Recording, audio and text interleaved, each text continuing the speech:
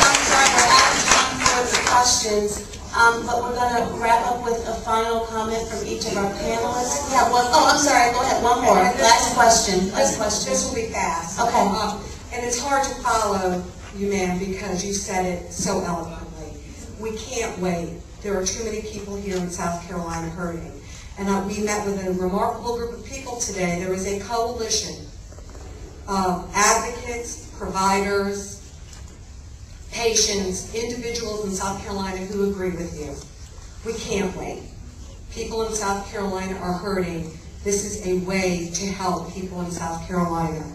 Accept me, accept Medicaid expansion, South Carolina, a coalition that has come together that is going to work together. Please leave your information at the front desk. We want to work with the people of South Carolina.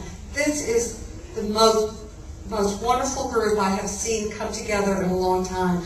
I know we are good people here in this state. Thank you so much. And I look forward to all of us contacting and staying in touch so we can convince all of our legislators and our governor it's the right thing to do. All right, we're going to wrap up with a closing statement.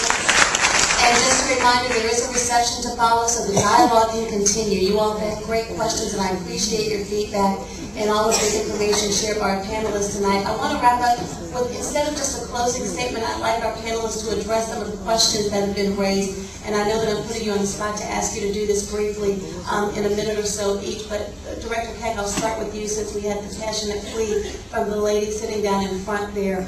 And it goes back to the question that the gentleman before asked. When you have people who desperately need health care and access to care, why is it important, why is it necessary for them to wait for that access that is being made available?